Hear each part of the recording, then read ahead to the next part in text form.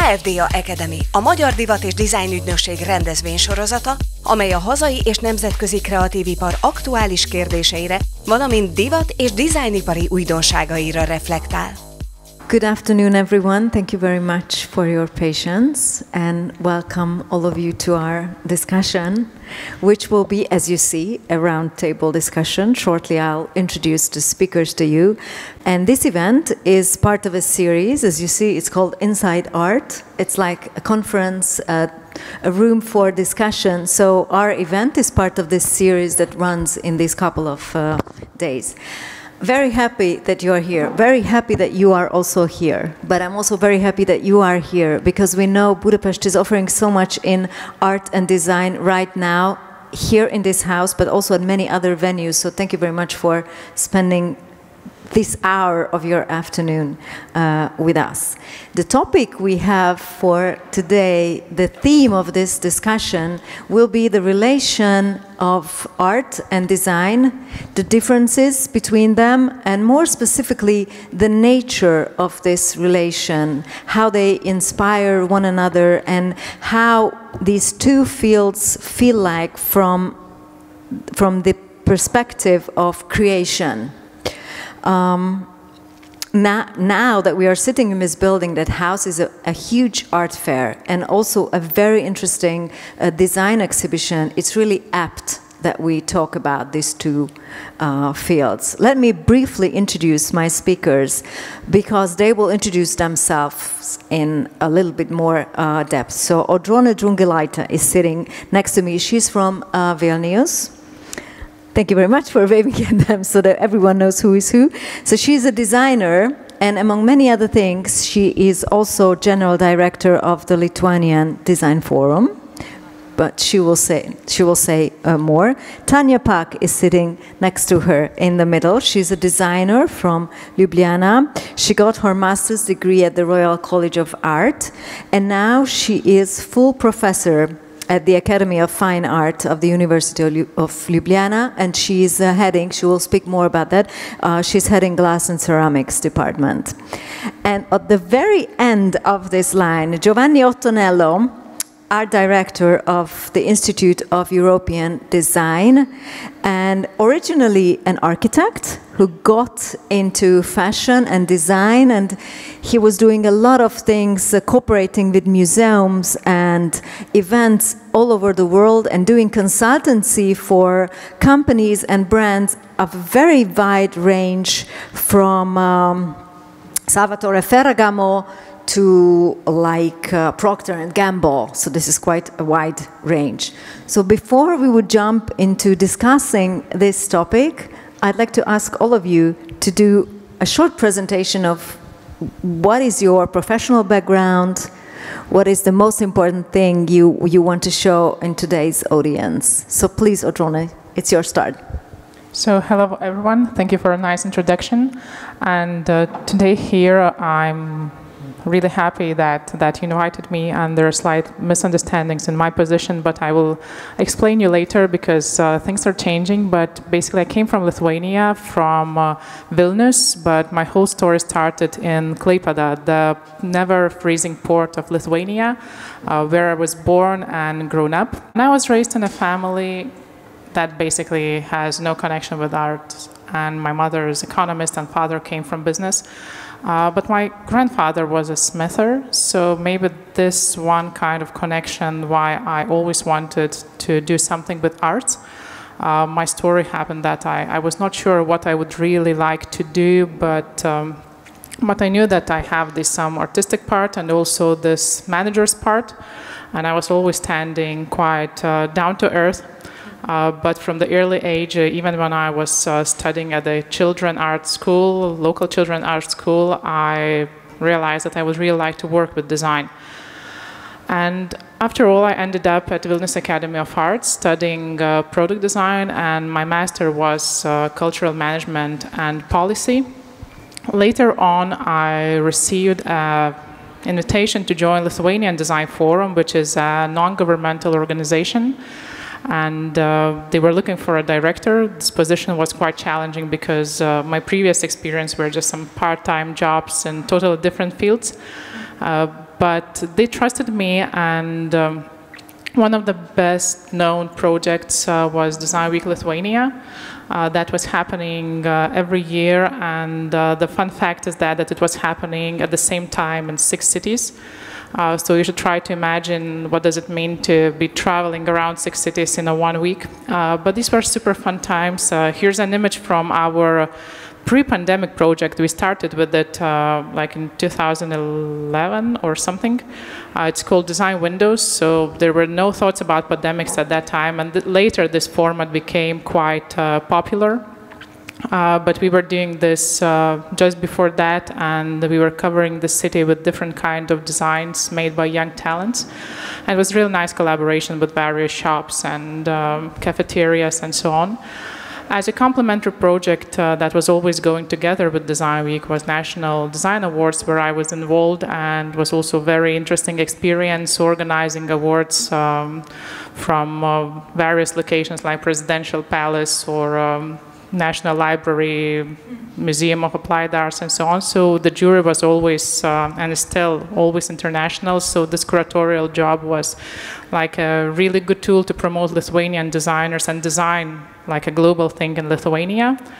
But as I was growing and I was looking for some larger scale projects, so we started the Design Lithuania project, and it was like a really low budget, nothing sophisticated, but traveling exhibitions.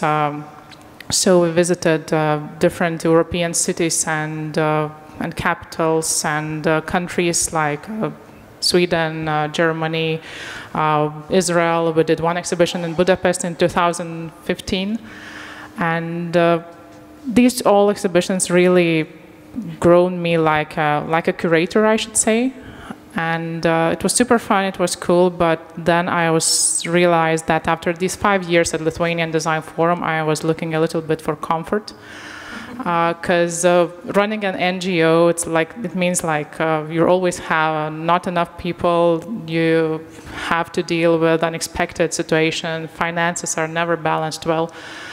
So that's how I was invited by one of our members, EMCO, so that's a design studio, which is, basically I was the only person with designer's diploma, and I worked there as creative director, but this studio was focusing on commercializing young talents' works, so it was a really good experience in seeing how to develop the real object, the real product from the sketch to the final packaging and how to sell it. So it was an interesting experience, and then I was really missing my curatorial part, so did several commercial exhibitions. This is from Lithuanian Pavilion in Maison Objet in Paris in 2019, where 9 furniture companies we went together with the support of Enterprise Lithuania and presented their pieces of furniture. But when the pandemic started, so times had changed, and all physical curatorial work was hardly imaginable. So thanks to Christian and other Danish guys team who invited me to join Adorno Collectible Design gallery, and we curated, in my opinion, it was a huge success during pandemics, the first virtual exhibition in my life, but it was really good media coverage, and when nothing was happening, and we did that in London Design Festival format. It was really good experience because there are no limits when you're doing something like virtually, because you don't need to measure, you don't need to pack things, you don't need to calculate transportation costs, so we can do it whenever we want. And that's how I came up with collectible design, which is a little bit different than I was used to work with these down-to-earth projects, because collectible design is usually a bit different, more fancy. Nobody's thinking how to transform. Usually designers are not thinking a lot about the pricing and so on. But I really like this balance, and nowadays I'm really balancing between these management and design parts, and collectible design, seeking is like my extracurriculum activity. But I do believe that design, whatever is product design or it's collectible design, it should have a purpose, whether aesthetic or whether functional. So just some time ago, just last year, one of the missions together with other Baltic countries, we really had a dream to present together. So I was also involved in the Tactile Baltics exhibition in London, and which was a huge success and attracted many people. So some dreams that we were dreaming about that, I don't know, many years ago, but that never happened. So I realized that life is changing, and some things that were just only these that we could dream of, they are becoming true. And after all, I was invited by Vilnius Academy of Arts, where I'm currently working as a director of Design Innovation Center. So that's my alma mater university, where I spent 6 years, and it's super fun to come back to it. So I'm dealing with young designers trying to promote their works abroad and also to commercialize. Due to this, downstairs you can find 2 Lithuanian design objects. One is by Marija Gradauskaitė, who created a wonderful seating object. It has never been shown somewhere abroad before. And also an object, let's say conceptual coffee table that is made out of used car window glass. This designer, this was her graduation project, and she wanted to make it like reuse these leftovers. So yeah, you can find these objects here, and I expect a really fruitful discussion. And I'm always looking for a balance between these 2 kinds of design, whether it's a functional design or it's a collectible design. So thank you, and thank you for the introduction. And it was great to see how already your personal introduction included so much of the artistic part of design and the very hardcore, down-to-earth ideas of design. So Tanya, please. Hello, everybody. I would really like to thank the organizers for this beautiful invitation and the chance to be here. And I would like to thank Ms. Esther Bohush from Bohush Lugosi Foundation to bring me here. And yes, I'm coming from Ljubljana, and I will briefly show you how I think and what I think.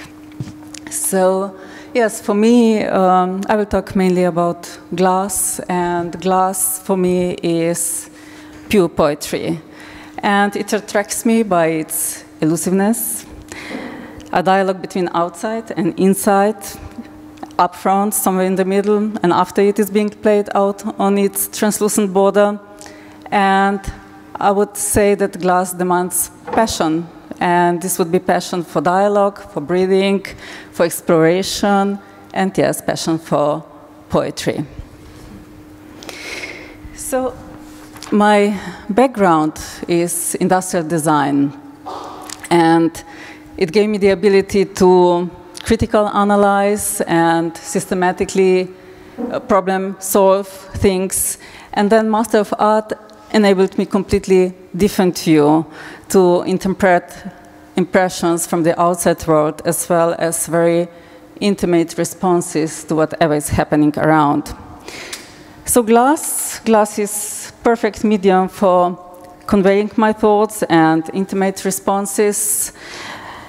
And of course, it's perfect medium for objects that we use every day and that capture light and make the space within the space. So because I work as artist and as designer as well, I would like to show 2 different approaches to the same material. So when designing everyday products, of course, I think about the user, about the hold of the hand, about the touch of the lips, how the lips touches the rim of the glass.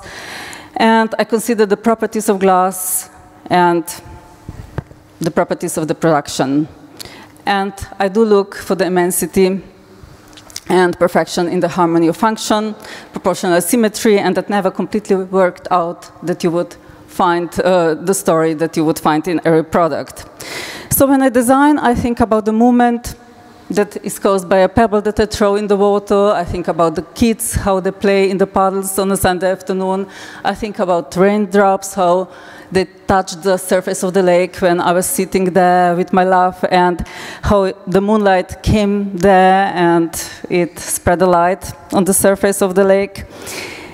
So when I design bowls, they're not just the forms, but they become memories of thoughts that spill over the surface, ripple and unite in a constant movement and flow, and they always somehow carry the understanding of the material and sustainable principles and create, as I said before, space inside the space that we live in. So,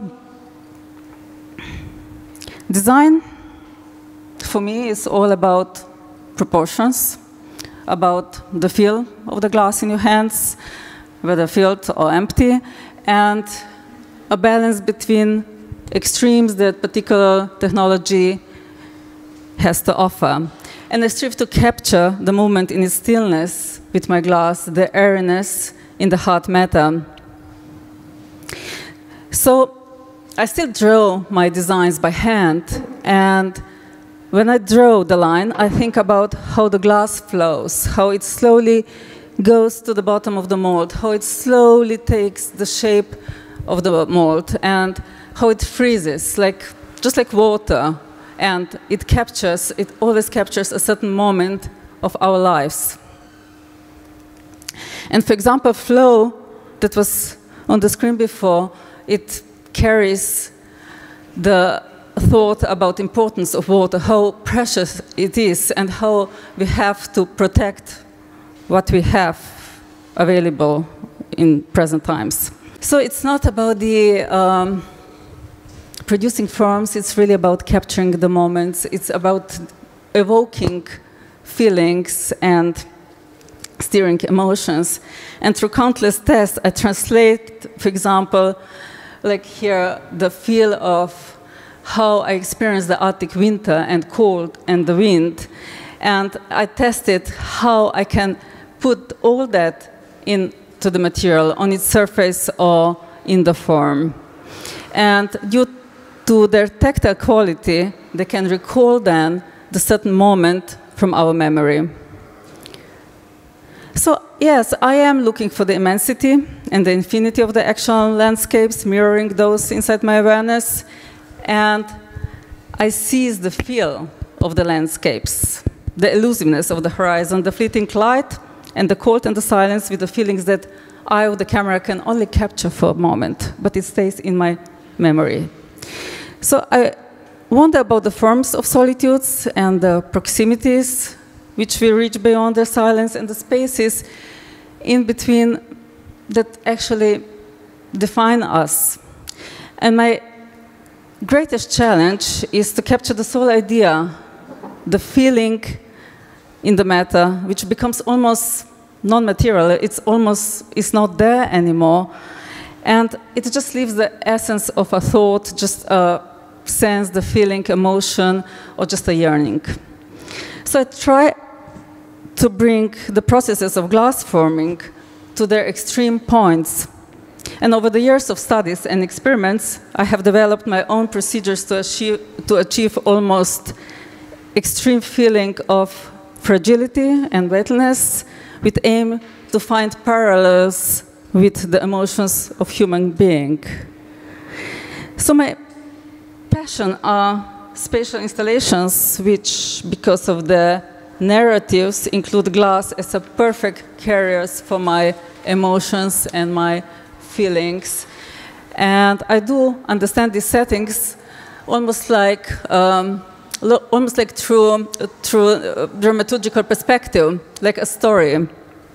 And I am addressing all the senses, not just touch, not just sight, but also smell or sound. And when I listen to Advopets, for example, music piece for Alina, I feel those music tones almost like raindrops that would be falling through me instead around me. So I feel like I'm in them, And this is my visual response to the music piece. So glass is the only material that enables us a view to the other side, and through it, and it reveals to us what is hidden inside. So glass makes things unreal, or sometimes conjures them into life, and my imprint, landscapes, can be safe asleep into that translucent layer of glass. And in glass that opens and obscures, everything is here and there. It's here and not here at the same time. It's at the same time far, far away, and nothing is real, and nothing can be really seized. And yes, in this glass I can create my own landscapes of reveries. And I think in glass how elusive our day is, how we walk through this time, and how fleeting our presence is. And the question of presence and form of breath in its entire symbolism has long played an important role in my work. And these breaths are a quiet time for introspection, a time between all that was and a time between all that was to come. So they are like an infinite moment between here and now, and they seem motionless and yet stretched to infinity. So today, when we have experienced the time of different solitudes, it seems as the once ethereal and airy breath has turned inwards into the silent world of memories and longings. And in this time of questionings, I myself wonder more and where the border is between here and there, between being and non-being. And in glass, due to its unique properties, I can play with saturation to create visual spaces that are not really there, and it follows my thoughts, traveling to the image of the sea, disappearing into the sky. And yes, in glass, I can recall the hunch of blue behind the fog and the feeling of floating in the space in between. So to conclude, I process my feelings through glass, and they make me present here and now. And the light in glass can make me, with these feelings, can make me singular and unrepeatable in space and time. So the forms can always be repeated, I believe, and the intangible that lies in it and invisibly flows over its edge never can be. So yes, in glass I can be a dreamer, creating subtle fields of consciousness for the world. And speaking of intersection between art and design, I love these spaces and crossing between what I can use and spaces where I can dream. Thank you. Wow. Thank you so much. It wasn't actually like a professional introduction, more like a performance, or I would say a love poem for glass, or a love poem for creation or being a creator. Thank you. It was really, really beautiful. We haven't even started discussing our theme, and I feel like there was so much arty aspect of design. So let us go to this guy in full black after this woman in full white. So Giovanni, please. Okay, thank you so much, of course. Thanks for the invitation. And today we finish with me, but in general, I arrive before. No, in the design method, I arrive before. Because with me, usually the company decide to create a starting point, an identity, a vision, no? And then step by step, they arrive to design a product. So today I decided to show my method, not my product or my a list of my project. I prefer to use, sorry the voice, I prefer to show you the images, no? Because I work with images, and today you work with images, no? You scroll every day tons of images without an idea about that. And this one is the failure, no, of the design, no? Because we spend our time, money to create something, and someone in a few microseconds decided to abandon the image. Usually I start with a quote because I think that it's very important to have an idea about the past, no, but also about the pillars, no, of the design or of the story. In this case, I used Saarinen. Saarinen was an architect, was the father of the very famous Eero Saarinen, no? And this one is the quote, you know, art was born as the desire, not as demanded. And behind this simple quote, there is exactly the definition or the one of them idea about design and art. Okay, I'm exactly in the middle. Now, I decided during my life, during my career, to put the feet inside of passion, my passion. Indeed, my mother has no exactly an idea about my job, and I told her before. And when someone asked to my mother, "What's the job of your son?" she replies, "He lives in Milan." Now, like living in Milan was a profession, you know, but because I'm an architect, but during my life I changed completely my attitude, my point of view. And this one is exactly the success in general, no? Is point of view. What's that? No? In a few seconds, if I change my position, if I move my eyes, this picture will be a simple dog. In this moment, in that moment, in this exactly precise point of view, I create something completely different. And this one is the attitude, my attitude. No? Usually I create something, I create a gap between me and the company, me and the students, me and my job. Because without this idea, now we disappear. One of the most incredible projects that I've done, I wanted to describe only one. I was in Saudi Arabia, thanks ID for the opportunity, and I collaborate with a company in Jeddah, in Saudi Arabia, to redesign the abaya. The abaya is the black coat of the women that decide to cover her body. And in that moment, I decided not to design something, I don't know, with bows or with pleats or something luxury or fashionable. But the first step, it has been, tell me something about that. Change your point of view and tell me something different. Exactly like that. And what was that? This is a jacket or a t-shirt. But in the same time, I transform the jacket and the t-shirt in a cow, in a story.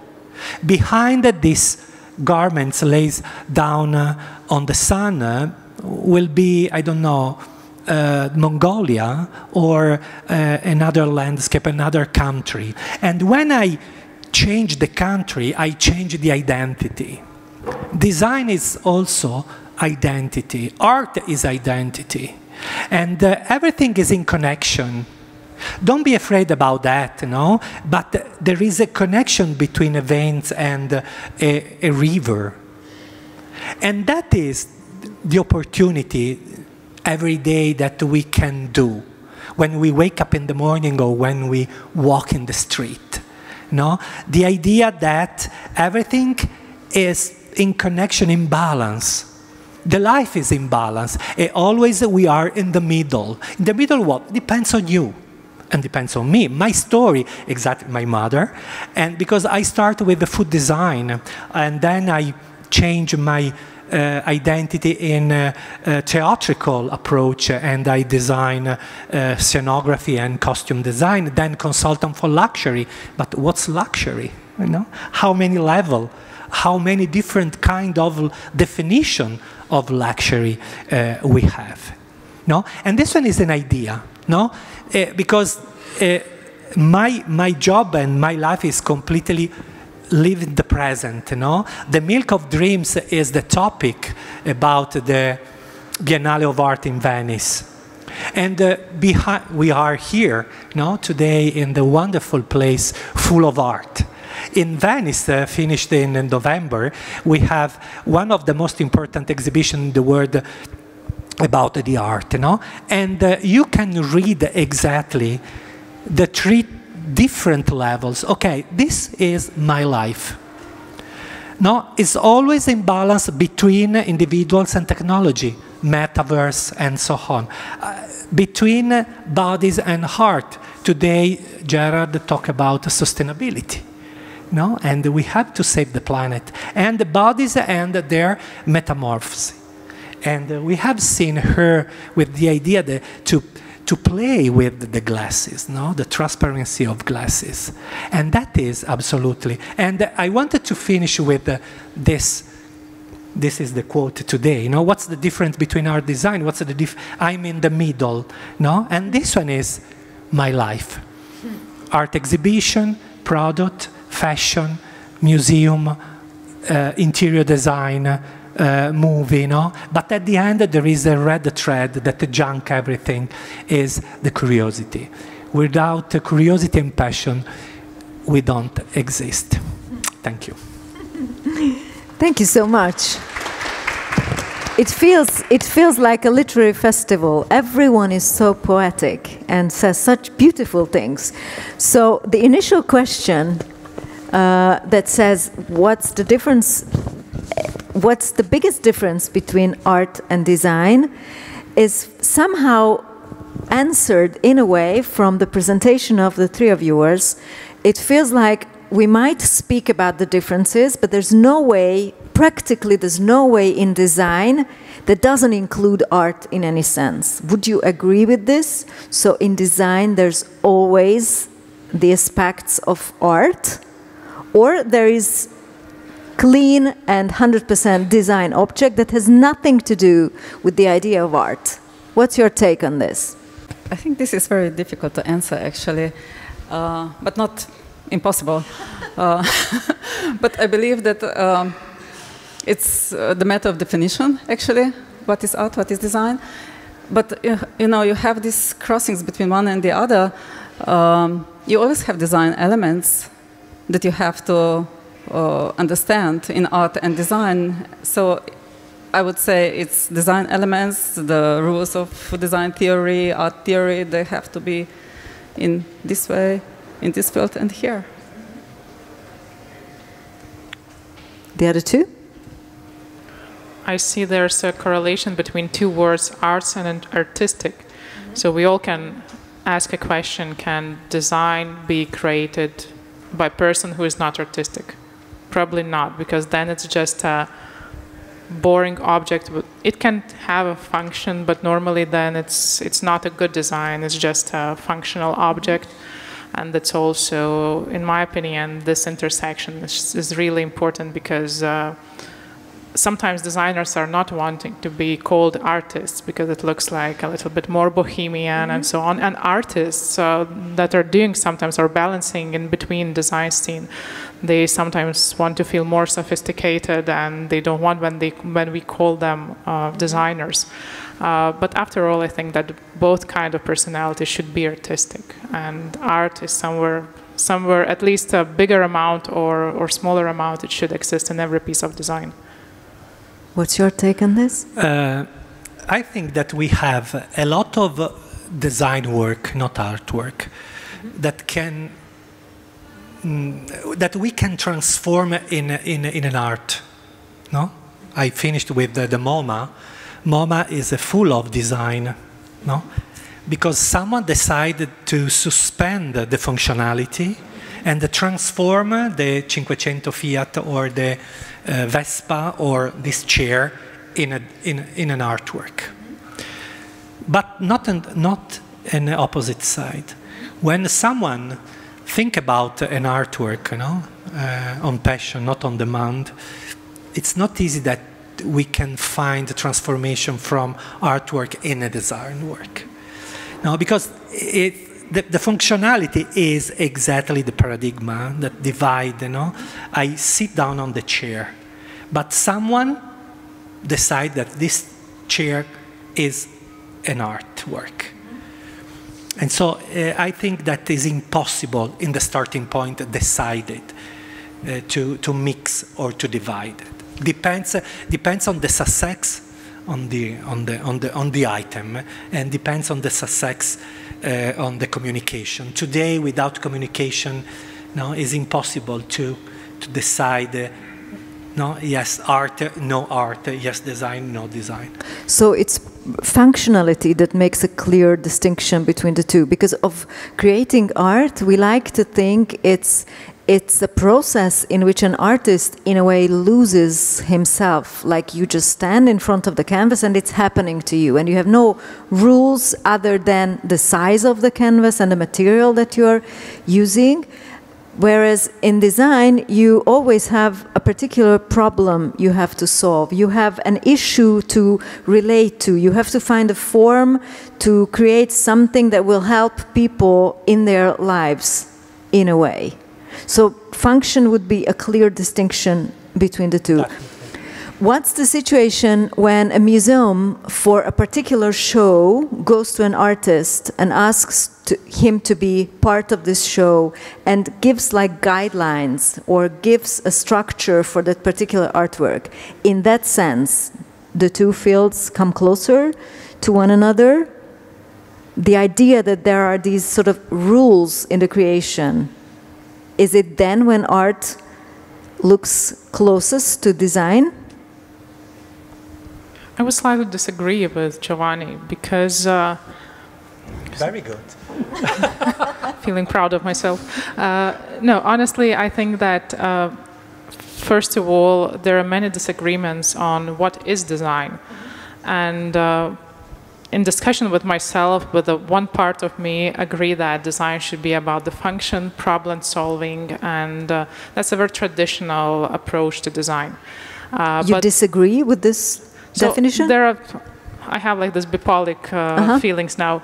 Okay. Because on the other hand, when we start to talk about collectible design, so it's not always about real problem, big problem solving, because artists are usually, of course, they're coming up with an idea from their inner world and, let's say, sometimes approaching the world and the environment, but more often they can come just with their own particular problematics, while designers are exploring and looking for something global. But in collectible design, there are just some nice pieces, and I don't feel anything bad about that it just looks really good. It looks like an art piece.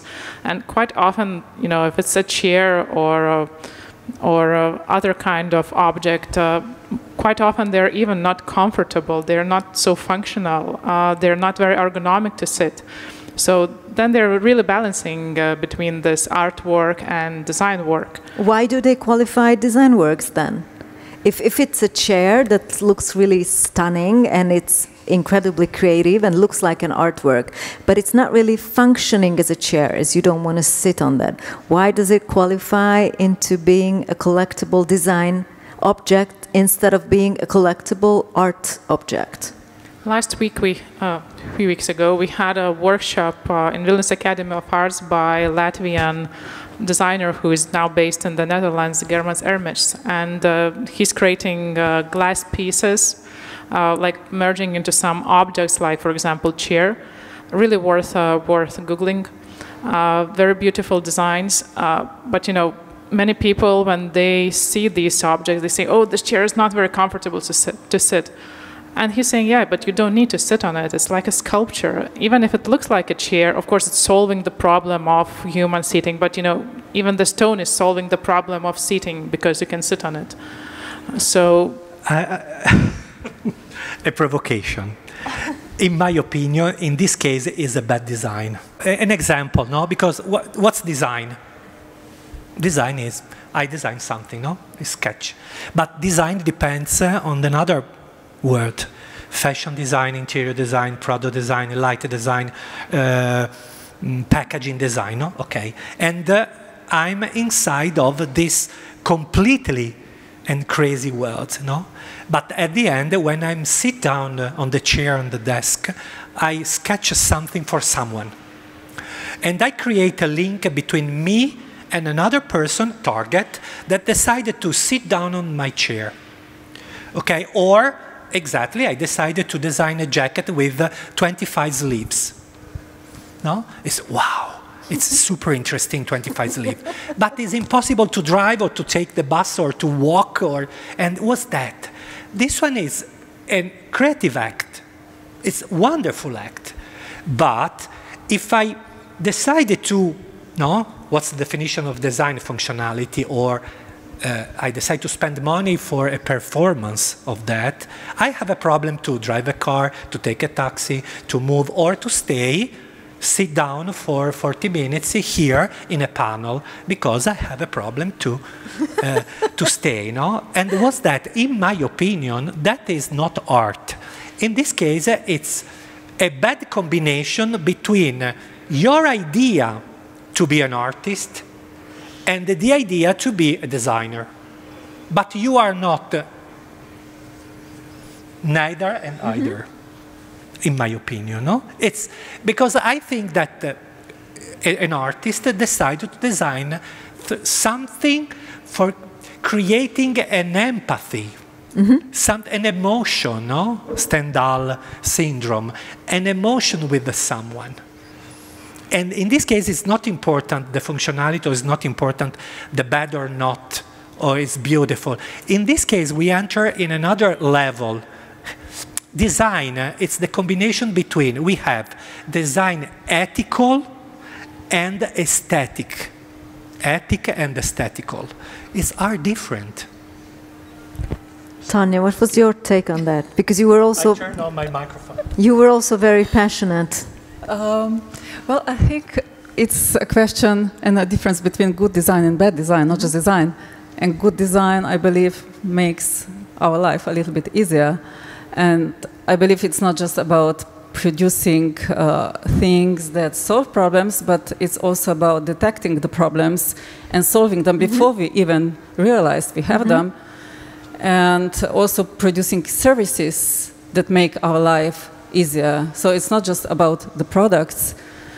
And going back to the intersection between the two, I believe the common thing would be, at least for me, I can talk about my experience, would be the starting point, which is a story, and then it's always the same, is the research, is analyzing process, is a very systematic look at it, and then it divides into what we just said, to design, which takes into account function, sustainability, production, technology, everything else, and it has to serve certain needs at the end. And then on the other side, it goes in the other direction from that section, from that crossing, into something which I call art for me. And this is more about addressing certain problems, pointing them out, expressing individual responses to the world.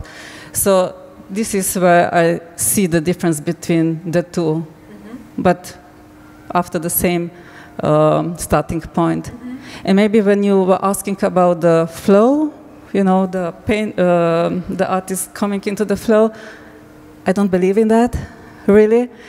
Just flow like coming from the air.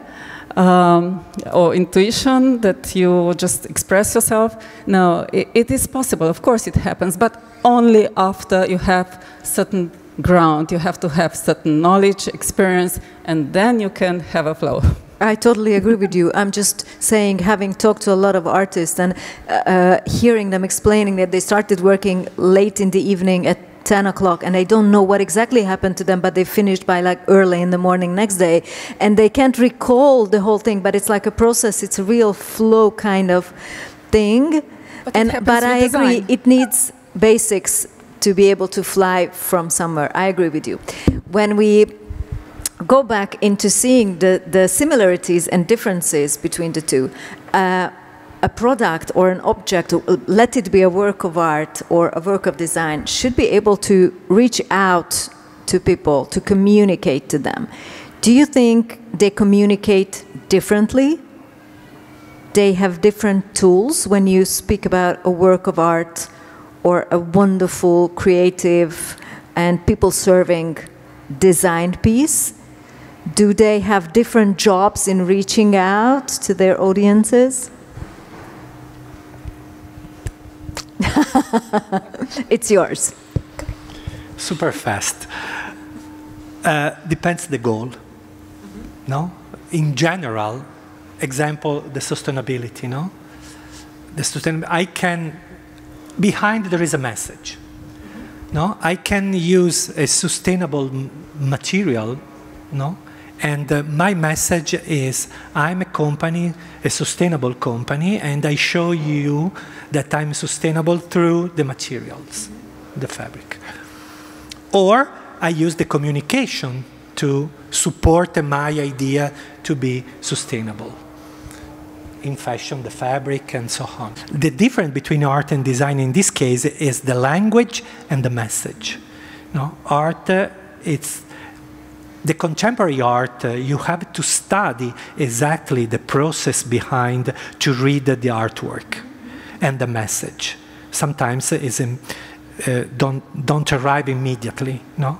Especially in conceptual art, or somewhere where you can be completely lost and you need a lot of knowledge to be able to open the piece. If I see a cat, what's that? I'm able to use, no? I'm able to do exactly the same, no? But behind it there is a long story, there is a journey, no? In the design we have the story, the journey, but in the design something is more easy to read it, no? There is a different impact. Would you agree with that? No. How the surfaces go? No, you wouldn't, of course. Would you? No, it's really interesting how today we talk a lot about easy things, about serving something, serving humans, making life better, easier. And I'm just wondering, maybe sometimes we shouldn't look for that easiest way. And I agree that the main difference probably between art pieces and design is that usually when an artist creates something, he's not thinking a lot about the target audience, about that person who will watch into that piece of artwork. So it can particularly be dedicated for one or another venue. But when we talk about design, normally, like if we look methodically, so there should be a problem, then some kind of problem solving. We know all these double diamond methods and so on. But sometimes in experimental design, and especially when the definition of design is really transforming nowadays, and we talk a lot about service design, UX design, which is, yes, serving human needs, but there's also a different way of design, and especially the younger generation is looking for, they don't want to be in some kind of boundaries, so they're looking for really interdisciplinary things, and more often it's becoming hard to identify whether it's design or art, or it's just an experiment, or it's just a performance. So it's a two-way street, and in my opinion is that I agree and disagree, and it's not just black or white, and it depends on the context, it depends on the artist, designer, and what I would like to say that design is not only about the function all the time. Of course it should have, because the world is full of unsustainable things and of rubbishes, and it's a luxury to make things that are not long lasting and not solving does not have any purpose. But on the other hand, some invitation to rethink some things, manifestos through design, it's also worth. So I wouldn't say that these pieces that are beautiful or provocating, that it's just a bad design. I agree. It doesn't qualify necessarily as bad design. Tanya? No, I absolutely agree with you. It is about the context where we put things. It's also important how we perceive them then. And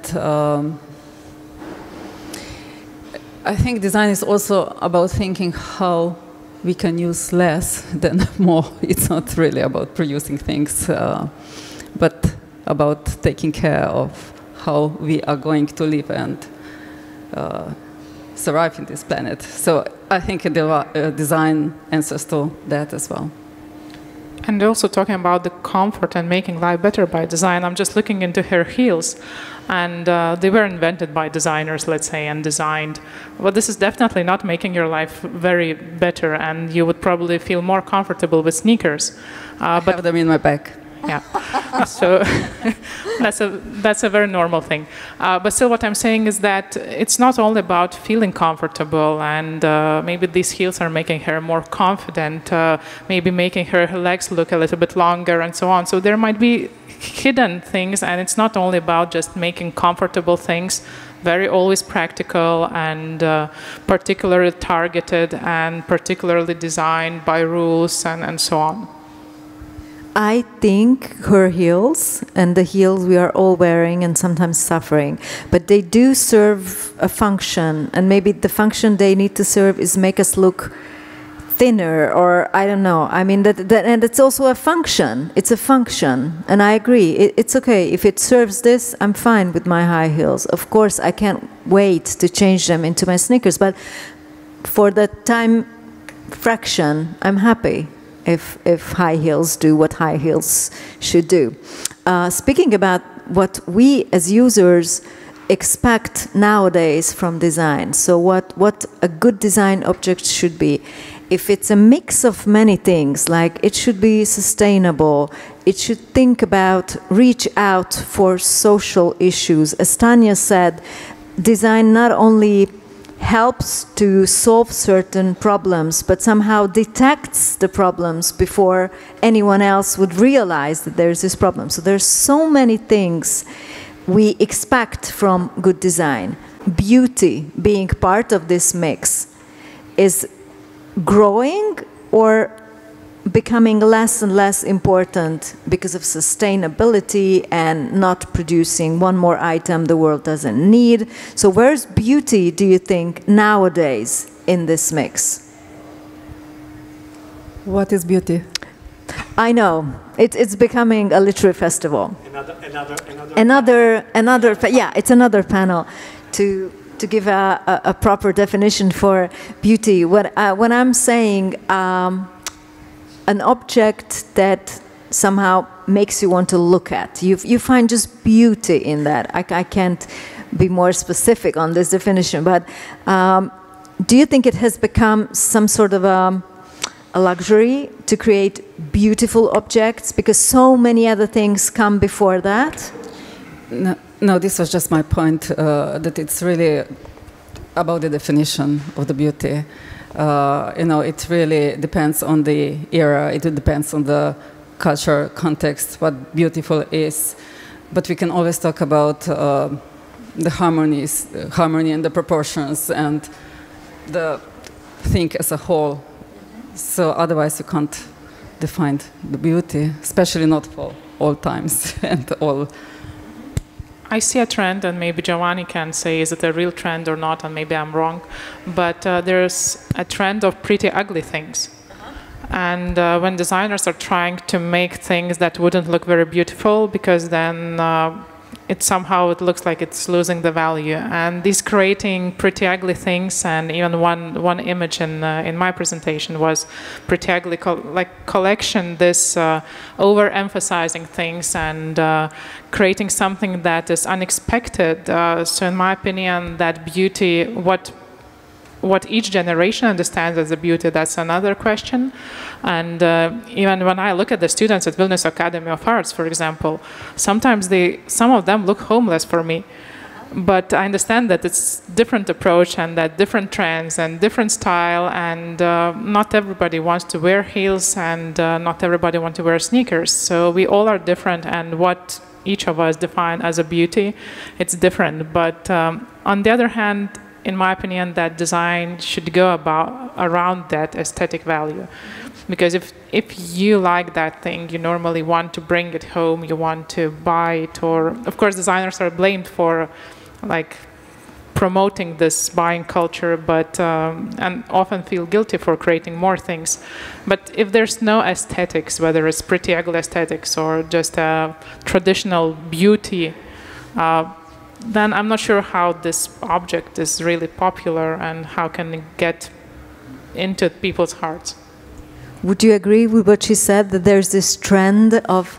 Definitely. I know you always Absolutely. disagree. No, you agree. With that. No, yeah, it's true. Absolutely. It's a question of also in ID with the students, exactly. We have a problem to create not only an identity, but a target, a vision, you know? And what's contemporary world today? How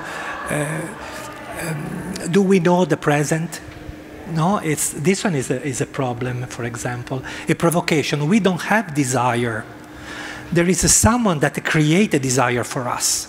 And we decide to spend the money or to follow a group of people because someone decided that we have to follow someone.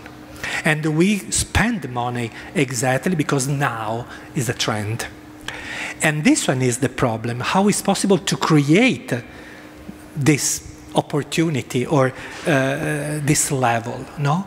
Now a lot of people spend tons of money, really tons of money, in the Central Land. What's the Central Land? The Central Land is a virtual space where you can buy a pair of sneakers that you don't wear never in your life. But you spend tons of money and you show to your friend, look at this, what's that? And this one is part of the future. The idea that it's possible to live, metaverse, live in another world, full of design. No? You can walk in the museum, you can decide to do a shopping, you can have an avatar that wear the shoes or the garments. And what's that? That is another target. And a lot of people, NFT, blockchain, and a lot of people move, change completely the idea. And the future of design it's not easy to recognize it, because we live exactly in the balance between the phygital. Phygital is an incredible new world, It's in the middle between physical and digital, The idea that after 2 years of pandemic, after the 2 years of pandemic, we wanted to have experience, but in the same times, after 2 years, we prefer to have a distance between me and the other, so this is now the moment. Tomorrow will be different. When you don't work in your own practices, but you give lectures or you teach, do you encourage your students or your viewers to, well, not use art, but take into consideration what art offers when you think about design, any field of design? Would you encourage them to always turn to art, look at art, go to museums, use that energy that's there, or that history, the tradition that's there? You probably have a bigger teaching experience than me, so... I mean, I really honestly believe that an artist must have a really broad view and perspective, that he has to be acquainted with the art, design, other fields of art, the society as the whole, to whatever is going on in the world. So it's not really about learning about design, but have really wide perspective. So yes, I absolutely encourage them to see art, but also, I'm heading the applied art segment, which is between industrial design and art. So with my students, we do both design projects and art projects and installations. And sometimes we take as the starting point the same original idea or the same inspiration, and then we would turn into two directions after the original study. So, yeah, we take different perspectives. Giovanni? Yes, of course. I encourage. When I teach in ID, I start with art. Art for me, it's the inspiration. You can use the art to design something. Of course, provocation. You are not an artist in general, no? It's sometimes when I talk with someone, oh, what's your job? I'm an artist. No, because another one, a group of other people decide that you are an artist, not that you are. No, someone decide that your process, your story, your artworks, no, all together, no, and then you are an artist. No, and so my students is the same. No, at the end of the project, at the end of the process, at the end of the long part of your life, you can be an artist, but you can use an artist like an inspiration. Many years ago, a guy wanted to date me, and he probably wanted to impress me when I asked him, what's your idea of your profession? And he said, I want to be a philosopher. And I felt like, no way you will become one, because if you really intended to be a philosopher, you would just never say this. You would just want to read and think and read and think and read and think, and after like 20 years say something about where you are.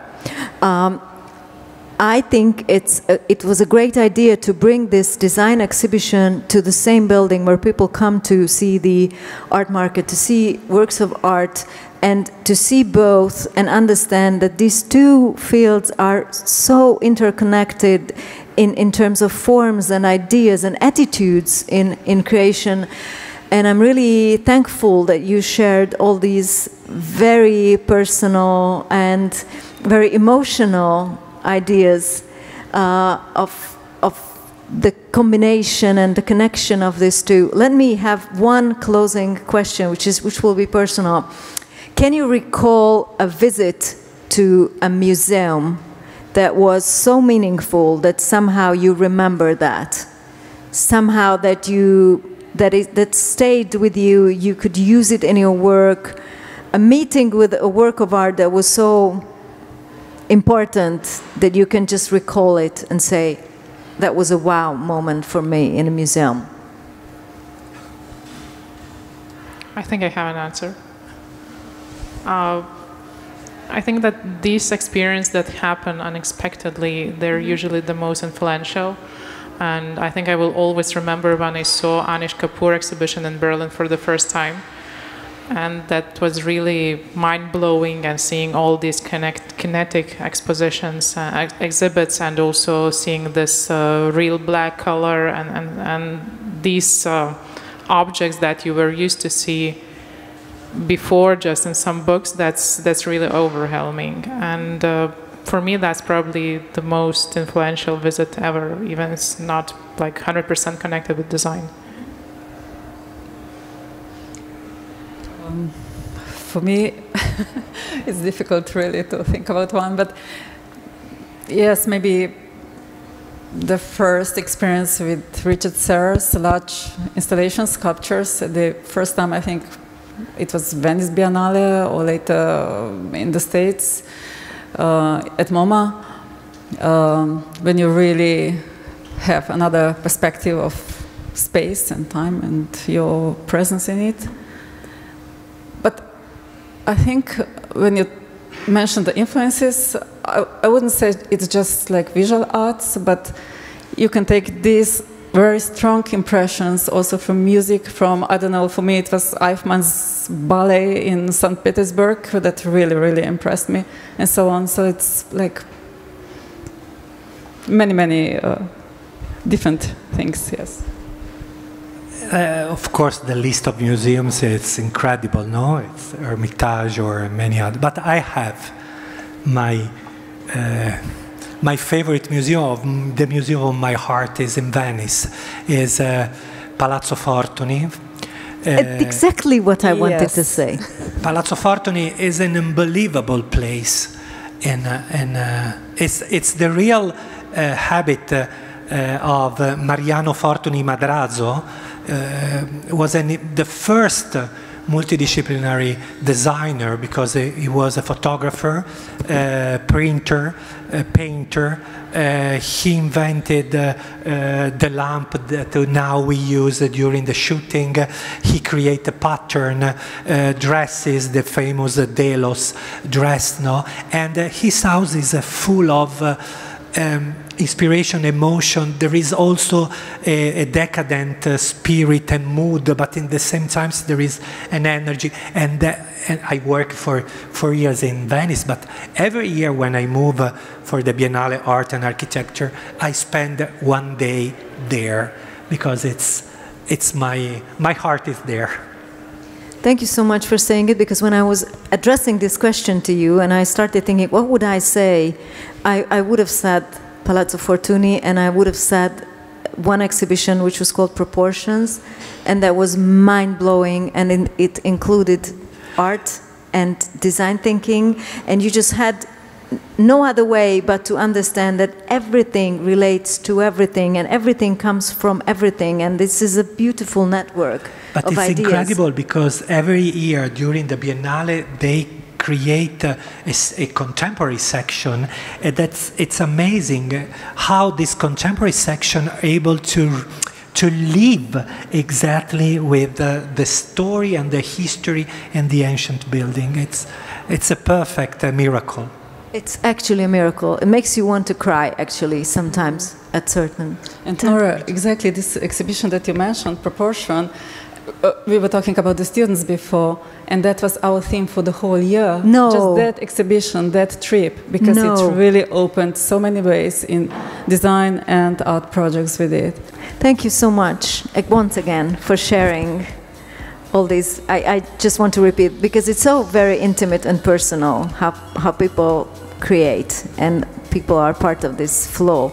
So thank you once again, and thank you so much for listening. I hope you enjoyed it, and I hope you will spend the rest of the day here, and I hope you will also have a chance to see what the 360 design exhibition offers you today and tomorrow. So thank you everyone for listening, and thank you once again. Thank you so much. Thank you. Thank you.